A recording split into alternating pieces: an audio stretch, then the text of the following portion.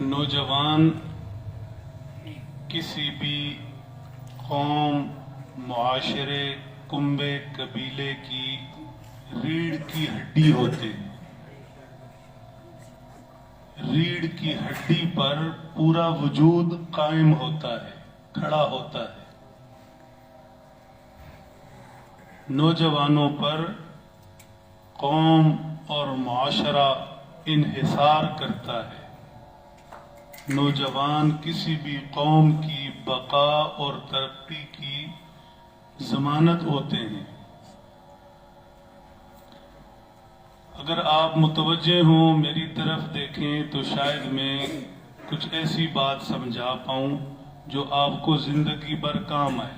ایک دوسرے کو بھی آپ دیکھتے رہتے ہیں، ایک دوسرے سے چھیڑ خانی بھی کرتے رہتے ہیں، تھوڑی دیر کے لیے موقوف کر دیں۔ علامہ اقبال علیہ الرحمت نے اپنے افکار میں، اپنے اشعار میں نوجوانوں پر خاص فوکس رکھا ہے۔ کلام اقبال پڑھیں، نوجوانوں کے لیے خاص نصیحتیں ہیں، خاص دعائیں ہیں، اور زیادہ تر اشعار میں علامہ اقبال رحمت اللہ علیہ نے نوجوانوں کو شاہین کہا ہے، عقاب۔ نوجوانوں کو میری آہ سحر دے، آہ سحر اللہ ہمیں سمجھا دے تو بات ہی بن جائے۔ آدھی رات کو اٹھ کر اللہ کے حضور ہائے ہائے کرنا، جسے اللہ کے سامنے آہ کرنا آ جائے، ہائے میرے اللہ، اللہ جل شانہ اسے ساری دنیا سے اوپر اٹھا دے۔ جسے اللہ کے سامنے رونا آ جائے، وہ مخلوق کے سامنے نہیں رو سکتا۔ جسے اللہ سے ڈرنا آ جائے، وہ کسی سے نہیں ڈرتا۔ خیر، علامہ فرماتے نوجوانوں کو میری آہ سحر دے، پھر ان شاہین بچوں کو بالو پر دے۔ تو آپ نوجوان ہیں، علامہ اقبال نے آپ کو شاہین کہا۔ اگر میں اپنی بات سمجھا سکوں اور آپ مجھے تھوڑا سا وقت دیں، شاہین کی 5 خوبیاں ہوتی ہیں، عقاب، 5 خوبیاں۔ ایک خوبی یہ ہوتی ہے کہ شاہین کی اڑان سب سے اونچی ہوتی ہے۔ نہیں تیرا نشیمن، پڑھیں ذرا، کرس سلطانی کے گنبد پر، بولے بولے بولے تو شاہین ہے۔ نوجوان کے سامنے بڑے مقاصد ہونے چاہیے۔ نوجوان کو جو شاہین کہا تو شاہین کی تو پرواز بہت اونچی ہوتی ہے۔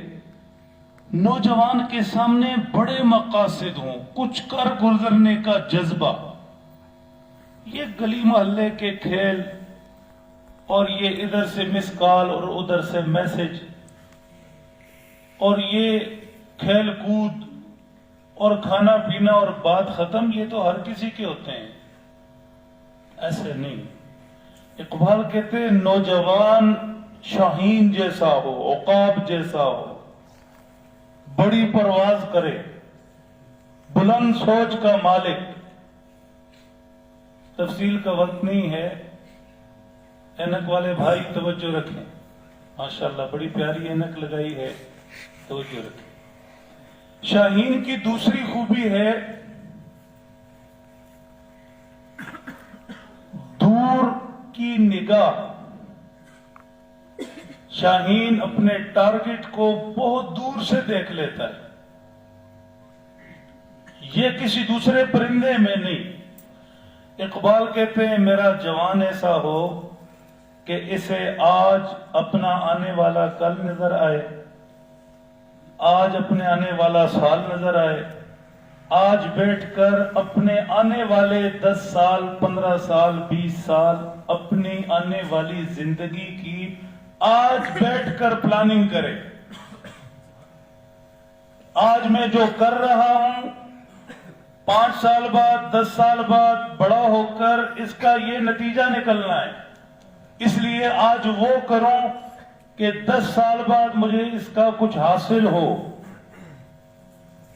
نوجوان بے خبر نہیں ہونا چاہیے کہ آج ہے کل کی دیکھی جائے گی، نہیں، یہ حماقت ہے، غفلت ہے۔ شاہین کی طرح اس کی دور کی نگاہ ہو۔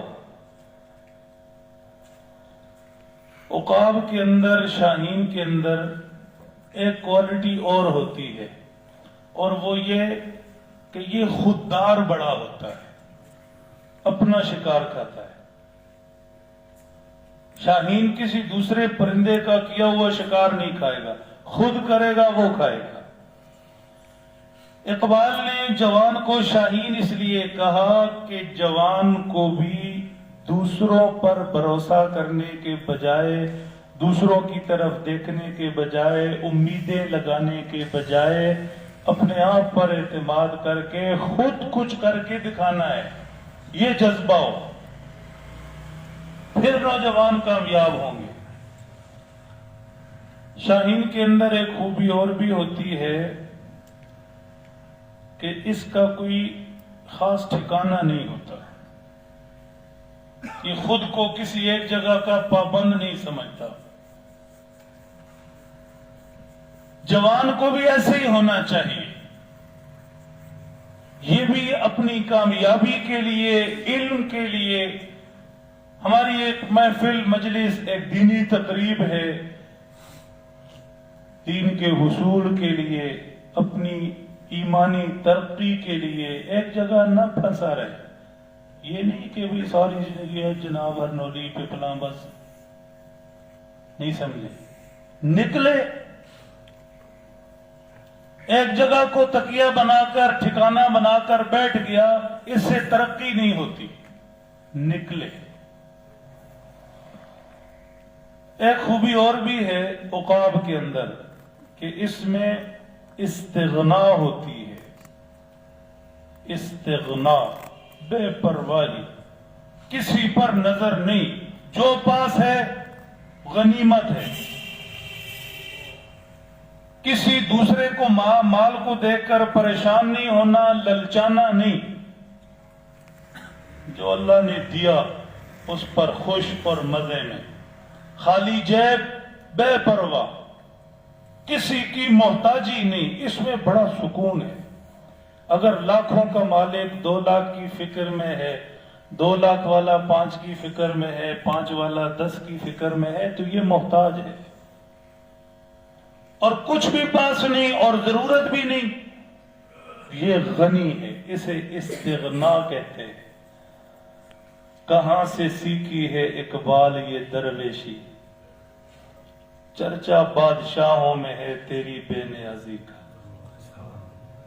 ہمارے اسلاف ایسے ہی تھے، ہم نے اپنے بڑوں اور اپنے اکابر، اپنے بزرگوں کو دیکھا، مالی اعتبار سے کچھ بھی نہیں، لیکن بڑے بڑے قداور لوگ، مال پیسے والے، ان کے پیچھے پیچھے پھرتے تھے۔ اقبال کیا کہتا ہے؟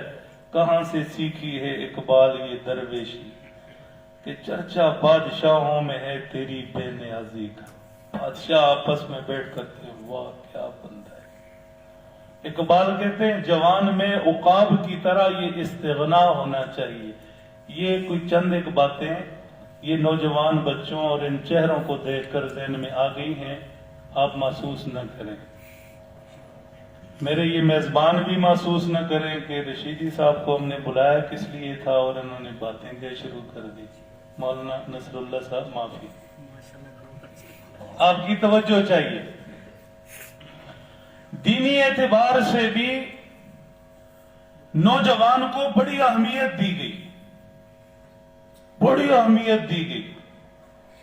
ایک نوجوان جسے اللہ کی معرفت نصیب ہو گئی، رسول اللہ صلی اللہ تعالی علیہ وسلم کی محبت عشق نصیب ہو گیا، ایک نوجوان جوانی میں جس کا قبلہ درست ہو گیا، اللہ سے ملنا آ گیا، گفتگو کرنی آ گئی، سجدہ نصیب ہو گیا، ایک جوان، اس جیسی خوبی ہے ہی نہیں۔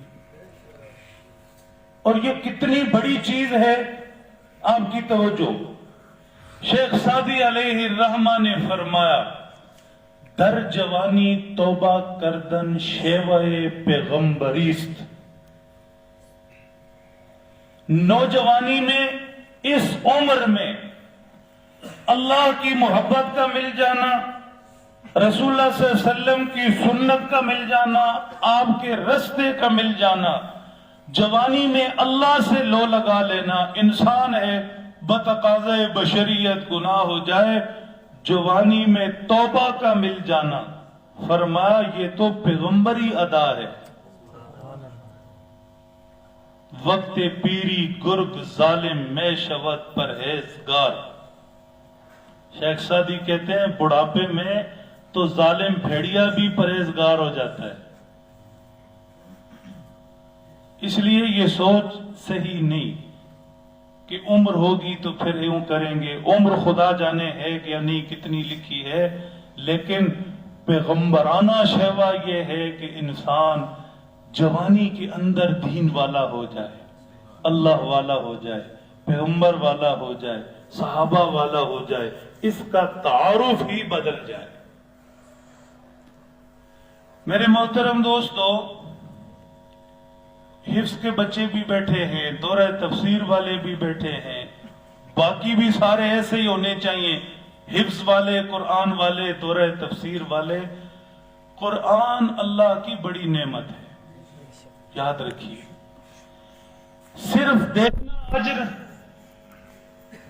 پڑھنا اجر، حرف حرف اجر، پھر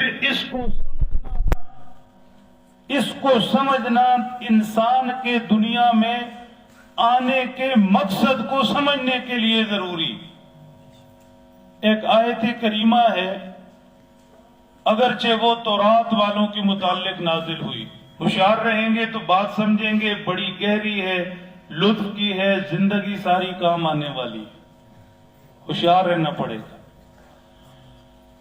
ارشاد فرمایا، وَمِنْهُمْ أُمِّيُّونَ لَا يَعْلَمُونَ الْكِتَابَ إِلَّا أَمَانِيَّ وَإِنْهُمْ إِلَّا يَظُنُّونَ۔ اللہ کے ارشاد ہیں، اللہ ہمیں سمجھ دے دیں۔ پیارے بیٹے میسج بند کر دو یار، وہ بعد میں کریں گے انشاءاللہ، توجہ رکھیں۔ یہ وقت غنیمت ہوتا ہے، غفلت میں گزر جائے تو برباد ہو جاتا ہے۔ وقت سونا ہے، سونا بنا لو، مٹی ہے، مٹی بنا لو، یہ اپنی اپنی چاہت ہوتی ہے، ہوشیار رہیں۔ عرض یہ کر رہا ہوں، تورات کے لوگوں کو کہا گیا اس وقت جو موجود تھے اس آیت کے اترتے وقت، ان میں سے بعض ان پڑھ لوگ ہیں، کتاب کو نہیں سمجھتے، تورات کو نہیں سمجھتے، ان کے پاس سوائے اپنے خیالوں کے، خوابوں کے، گمانات کے کچھ بھی نہیں، صرف خواہشیں ہیں، خواہشیں ہیں، خواہشیں ہیں، خیالات ہیں اور سوچیں ہیں، کچھ بھی نہیں۔ اس آیت مبارکہ کا حقیقی مفہوم سمجھنے کے لیے میں ایک مثال عرض کرتا ہوں۔ آپ اپنی منزل کی طرف جا رہے ہیں، آپ کو اپنی منزل کا یقینی طور پر علم ہے، یہ رستہ ہے، اس کے اندر دائیں طرف مڑنا ہے، بائیں مڑنا ہے، وہاں پہنچنا ہے، اسے علم کہتے ہیں، رستے کا علم۔ جب علم ہے تو سفر اطمینان سے ہے، منزل پر پہنچنا یقینی ہے۔ اور اگر کبھی آپ کو اتفاق ہوا ہو کہ آپ کو رستے کا پتہ نہ ہو،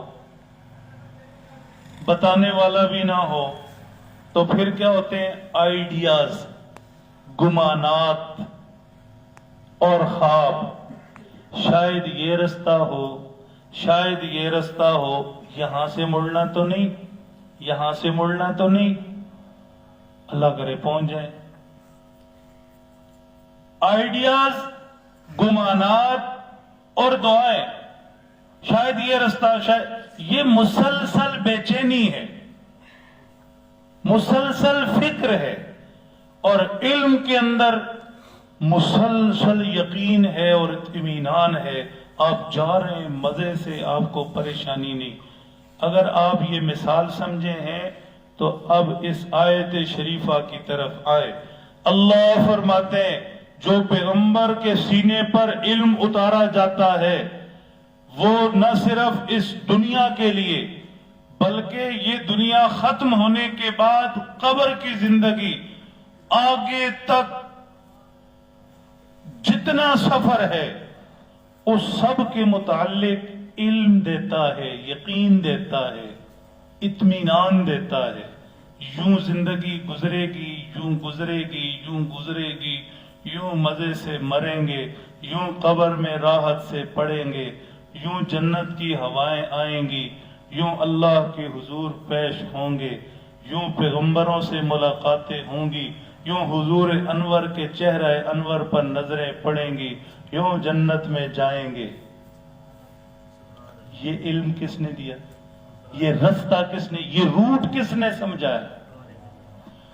اگر یہ علم نہیں تو معلوم ہوا رستے کا پتہ ہی نہیں، پھر گمانات ہیں، آئیڈیاز ہیں. یہ آج جو دنیا پوری اپنے آئیڈیاز لڑا رہی ہے، یوں کر لیں تو بہتر ہو جائے گا، یوں کر لیں تو بہتر ہو جائے گا، ایسے کر لیں تو زندگی میں سکون آ جائے گا، یوں کریں تو خوشی ہو جائے گی. کوئی گھر کے پیچھے لگ پڑتا ہے، گھر یوں ہو جائے تو پھر اچھا ہو جائے گا. کوئی کاروبار کے پیچھے لگ جاتا ہے، کاروبار یوں ہو جائے تو زندگی میں سہولت آ جائے گی. کوئی کس طرف جا رہا ہے، کوئی کس طرف جا رہا ہے، ایسے بھٹک رہے ہیں. کوئی دائیں مڑ رہا ہے، کوئی بائیں مڑ رہا ہے. بے یقینی ہے، دماغ کے اندر کوئی اطمینان نہیں، بس بھاگ رہے بھاگ رہے بھاگ رہے. پھر سکون مانگتے ہیں ڈاکٹر صاحب سے، اور ڈاکٹر صاحب کے پاس تو آسان فلسفہ ہے. ہاں جی، وہ تو نیند کی گولی دے دیتا، کہتا جاؤ بھائی سکون ہی سکون. ٹھیک ہے، تو دنیا کے پاس جو اطمینان نہیں ہے اس کی وجہ یہ ہے کہ دنیا کو اپنے جینے کی سمجھ ہی نہیں. کیسے جینا ہے، کیسے چلنا ہے، کیسے صبح شامیں ہیں، اس دنیا کو کیسے بتانا اور گزارنا ہے، کیا میں کون، میرا رستہ کیا، میری منزل کیا. یہ سارا علم دیتا ہے جو نبوت کے سینے پر اترا ہے. ورنہ گمان ہیں، سوچیں ہیں، خیالات ہیں. انہی سوچوں میں، خیالات میں، دوڑ میں دوڑ میں دوڑ میں زندگی گزر جائے، حاصل وصول کچھ بھی نہیں. مرے تھے جن کے لیے وہ رہے وضو کرتے. جس مکان کے لیے دنیا تباہ کی تھی، آخرت برباد کی، وہ تو پیچھے رہ گیا. گھڑی پیچھے رہ گئی، موبائل پیچھے رہ گیا، گاڑی پیچھے رہ گئی، بچے پیچھے رہ گئے. تو پھر میرے محترم دوستو، قرآن تفسیر پڑھنے والے یا یہ بچے یا سارے ہم قرآن والے ہیں. ادارے سے جڑے، قرآن سے جڑیں، قرآن پاک کے علم کو زندگی کا مقصد بنائیں، شاہین بنیں.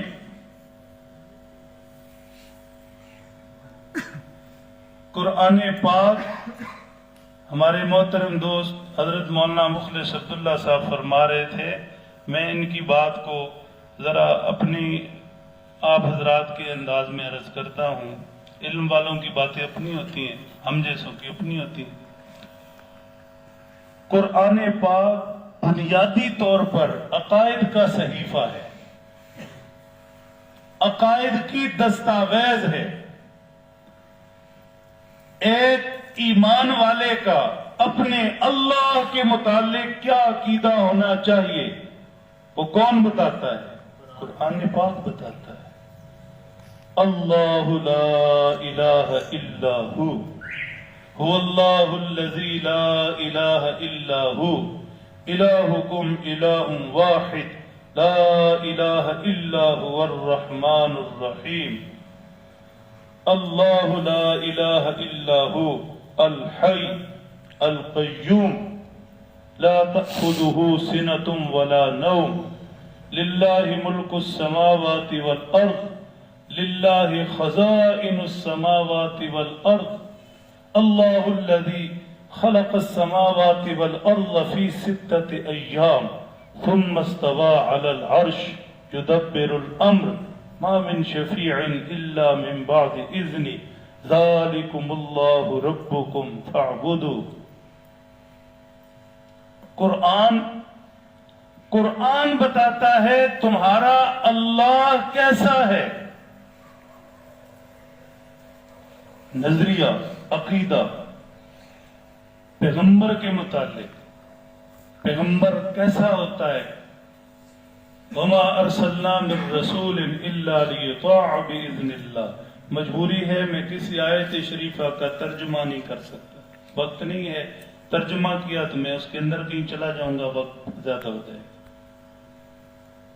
صرف ایک چیز عرض کر رہا ہوں، من یطع الرسول فقد اطاع اللہ وما ارسلنا من رسول الا لیطاع باذن اللہ ما كان محمد ابا احد من رجالکم ولكن رسول اللہ وخاتم النبیین ومبشرا برسول یأتی من بعد اسمه احمد قل ان کنتم تحبون اللہ فاتبعونی یحببکم اللہ ویغفر لکم ذنوبکم واللہ غفور الرحیم. پیغمبر، رسول، نبی سارے کے سارے، اور خاص طور پر امام الانبیاء والمرسلین صلی اللہ تعالی علیہ وسلم. ایک امتی کے دل میں کتنی عظمت ہونی چاہیے، پیغمبر کے متعلق کیا عقیدہ اور کیا نظریہ ہونا چاہیے. یہ قرآن ہے، صحائف، عقائد کا صحیفہ، دستاویز. صحابہ کرام کیسے تھے قرآن ہمیں بتاتا ہے. اولئک هم المفلحون اولئک هم الراشدون اولئک هم المهتدون اولئک هم الفائزون اولئک هم المؤمنون حقا اولئک الذین امتحن اللہ قلوبهم للتقوى ان الذین آمنوا وعملوا الصالحات اولئک هم خیر البریہ والسابقون الاولون من المہاجرین والانصار والذین اتبعوهم بإحسان رضی اللہ عنہم ورضوا عنہ وأعد لهم جنات تجری تحتها الانہار. کیسے لفظوں سے شہد ٹپکتا ہے. قرآن پاک عقائد کا صحیفہ ہے، اللہ کے متعلق، رسول اللہ صلی اللہ علیہ وسلم کے متعلق، صحابہ کرام کے متعلق، جنت، دوزخ، دوسری جتنی بھی حقیقتیں ہیں، یہ سب ہمیں قرآن پاک دیتا ہے. میرے محترم دوستو، تحریک خدام اہل سنت والجماعت پاکستان عقیدے کی محنت کر رہی ہے، نظریے کی محنت کر رہی ہے. قرآن پاک میں جو عقیدہ اللہ کے متعلق، رسول اللہ صلی اللہ علیہ وسلم کے متعلق، صحابہ کرام کے متعلق، اولیاء اللہ کے متعلق، دوسرے جتنے ہمارے دینی معاملات، نظریات ہیں، ہر چیز کے متعلق جو عقیدہ ذکر ہوا، تحریک خدام اہل سنت پیغام دے رہی ہے کہ اس عقیدے کو اپنایا جائے، اس عقیدے کو پھیلایا جائے.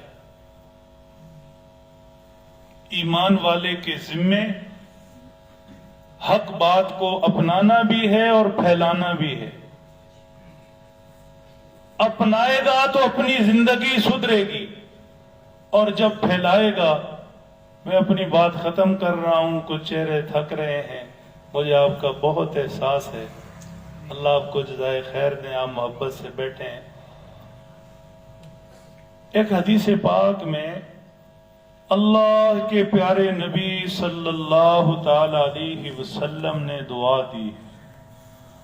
آج ہم بزرگوں سے دعا لیتے ہیں, لینی چاہیے, لیکن ایک امتی کے لیے کتنا اعزاز ہے اور کتنی خوش نصیبی ہے کہ اس کے لیے پیغمبر دعا کر رہے ہیں.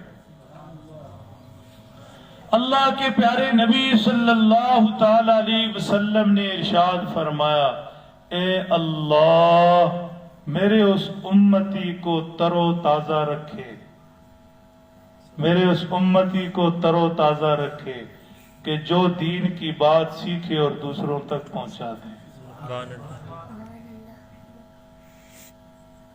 دین کی بات سیکھے اور دوسروں تک پہنچا دے.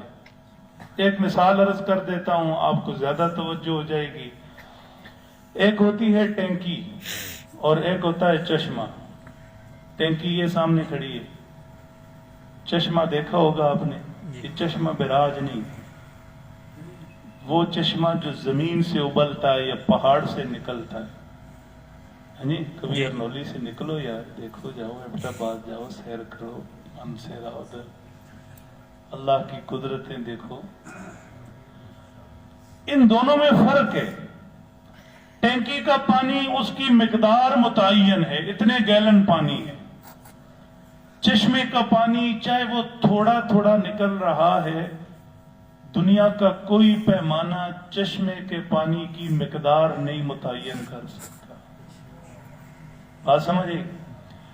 ٹینکی کا پانی کھڑا رہے, استعمال نہ کریں تو خراب ہو جائے گا, استعمال کریں تو ختم ہو جائے گا. ایسی ہے نا. اور چشمے کا پانی نہ استعمال کرو, خراب ہوتا ہے؟ نہیں ہوتا. استعمال کرتے جاؤ, ختم ہوتا ہے.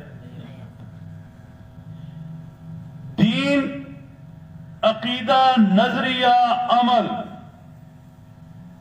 جب یہ اپنی ذات تک رہتا ہے تو یہ محدود رہتا ہے, اور جب یہ سینے سے نکل کر دوسروں تک پہنچانے کا جذبہ نصیب ہو جاتا ہے تو یہ چشمہ بن جاتا ہے.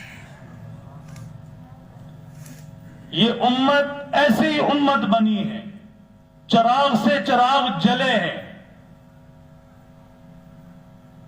ہم تک کلمہ کیسے پہنچا ہے, صحیح عقیدہ کیسے پہنچا ہے. اس لیے ایمان والے کو اپنے پیغمبر کی دعا لینی چاہیے. اللہ اسے تر و تازہ رکھیں گے. اللہ ہمیں یقین نصیب فرما دے کہ جو صحیح عقیدہ اور جو سچا مذہب ہم نے اپنے بڑوں اور بزرگوں سے سیکھا, ہم اسے دوسروں تک پہنچانے کا ذریعہ بنے, چشمہ بنے, ٹینکی نہ بنے. یہ فیض جاری ہو, ہم سے جاری ہو. یہ بچے قرآن پڑھ رہے, آپ میں سے نوجوان طلبہ پڑھ رہے, پڑھ لیا, کمال کیا, اللہ قبول فرمائے. اس سے بڑا کمال یہ ہے کہ ایک ایک پڑھنے والا 10 آگے تیار کرے.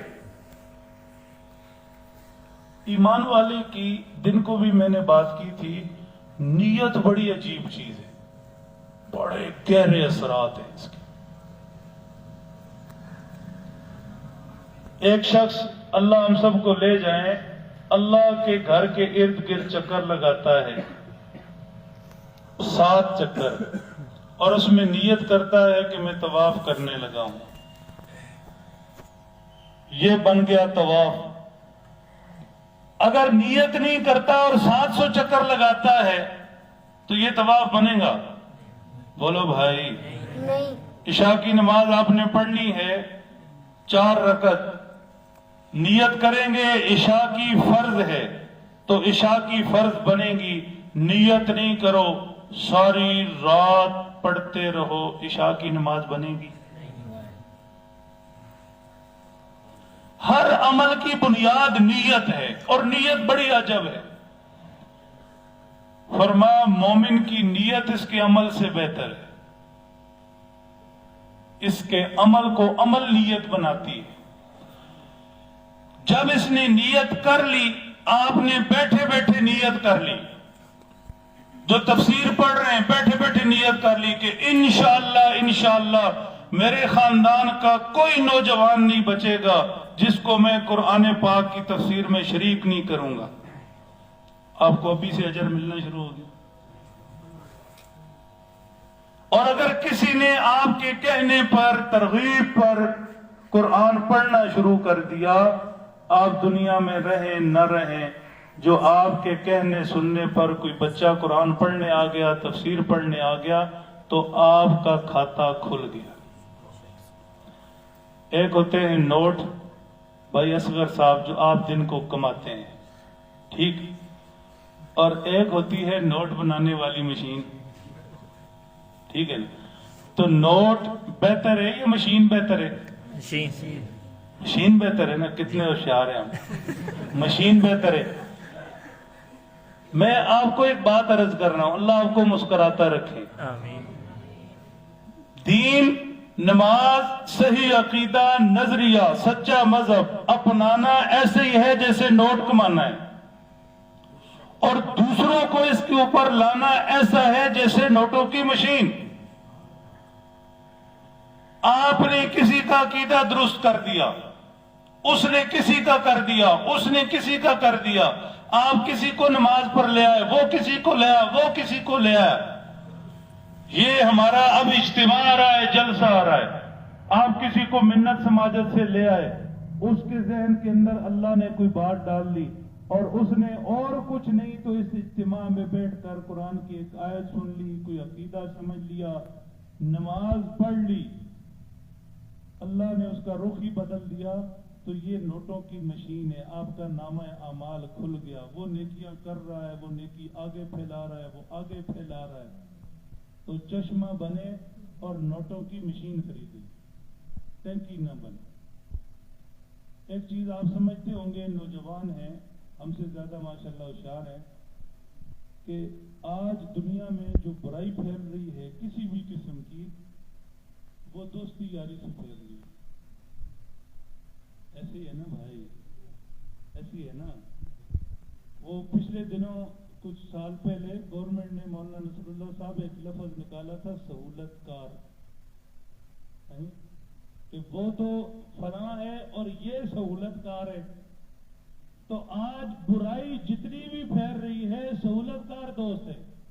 دوست ساتھ کھڑے ہوتے، نہیں میں ہوں ساتھ، دیکھ لیں گے، یعنی دوست برائی. ہر کسی سے پوچھو، کوئی کسی برائی پر لگا ہے تو وہ کسی دوست نے لگا ہے. میرے پیارے بچوں، میرے عزیزوں، میرے دوستوں، میرے بھائیوں، اگر برائی دوستی سے پھیل سکتی ہے، برائی دوستی سے پھیل سکتی ہے اور پھیل رہی ہے. جتنے بھی غلط نظریات کے حامل لوگ ہیں وہ سب دوستی یاری سے پھیل رہے ہیں. یہ اعلی تشیع کا طریقہ واردات یہی ہے اور کچھ بھی نہیں. دوستی یاری میں آؤ یار مجلس ہو، کچھ نہیں ہوتا، کھانا کھا کے آ جانا. فلانی جگہ جا آؤ یار، کچھ یار میرے لیے اتنا نہیں کر سکتے یار. تو جب دوستی یاری میں برائی پھیل رہی ہے، غلط نظریات پھیل رہے ہیں، لوگوں کے ایمان تباہ ہو رہے ہیں، تو دوستی یاری میں صحیح عقیدہ کیوں نہیں پھیل سکتا؟ رخ کیوں نہیں بدلے جا سکتے؟ بے نمازی نمازی کیوں نہیں بن سکتے؟ غلط نظریات کے لوگ صحیح عقیدے والے کیوں نہیں بن سکتے؟ تو یہ ہم سب کا فریضہ ہے. ہم چراغ سے چراغ جلائیں، اس محنت کو عام کریں، اس فکر کو عام کریں، خود صحیح عقیدے کو سمجھے، دوسروں کو صحیح عقیدے پر لائیں، خود صحیح عمل کو اپنائیں، دوسروں کو صحیح عمل پر اپنائیں. انشاءاللہ ہم اپنی کوشش کریں گے تو چراغ سے چراغ جلیں گے اور ایک ماحول بنے گا. اتنے نوجوان بیٹھے ہیں، دیکھ کر اتنی خوشی ہو رہی ہے. میرے یہ حضرات محترم علماء کرام نہ بیٹھے ہوتے تو میں آپ سے ساری رات باتیں کرتا. کبھی کریں گے انشاءاللہ، اگر آپ کا ذوق ہوا، دلچسپی ہوئی، ٹھیک ہے نا جی. تو اب میں اپنی بات ان حضرات کے احترام میں کہ یہ تھک نہ جائیں ختم کر رہا ہوں. آپ کا مجھے کوئی لحاظ نہیں، لیکن آپ بہت اچھے لوگ ہیں، مجھے بڑا مزہ ہے. اتنے نوجوانوں کو دیکھ کر لطف آتا ہے بات کرنے کا. تو آپ اپنی ذمہ داری کو نبھائیں. نبھائیں گے نا انشاءاللہ. اس ادارے کی جتنی بھی محنتوں کی لائنیں ہیں، قرآن پاک، حفظ، تفسیر قرآن، بچیوں کا ادارہ، پھر اس ادارے کی دوسری مساجد، جلسے، آپ نے صرف ایک کام کرنا ہے، لیکن وعدہ کریں پھر بتاؤں، مسکرا، صرف ایک، زیادہ نہیں کر، صرف ایک کام کرنا انشاءاللہ. آپ نے ہفتے کے اندر ایک دفعہ، یہ میں بعد کی بات کر رہا ہوں، جلسے کی نہیں، آپ نے ہفتے میں صرف ایک دفعہ مولانا نصر اللہ صاحب سے یا مولانا فیض اللہ صاحب سے پوچھنا ہے ہمارے لائق کی، بس اتنی بات کرو گے نا بھائی. یہ شہر کے دوست ہیں، نوجوان ہیں، کتنے پیارے پیارے لوگ بیٹھے، کہ قاری صاحب ہمارے لائق کی، کہو گے بھائی؟ انشاءاللہ. نہیں کہو گے؟ انشاءاللہ کہیں گے. بس یوں تعلق بنے گا، یوں ادارہ ترقی کرتا ہے، یوں خیر آگے پھیلتا ہے، اور انشاءاللہ اس کا فائدہ آپ کو، آپ کی نسلوں کو ہوگا. اور باقی رہا یہ پروگرام جو جلسہ ہے، اس کے لیے محنت، اپنے آپ کو پیش کرنا، اپنے آپ کو پیش کرنا. یہ بڑا عجب لفظ ہے، یہ ایسے ہی نہیں ہے. کیا نام ہے پیارے بچے؟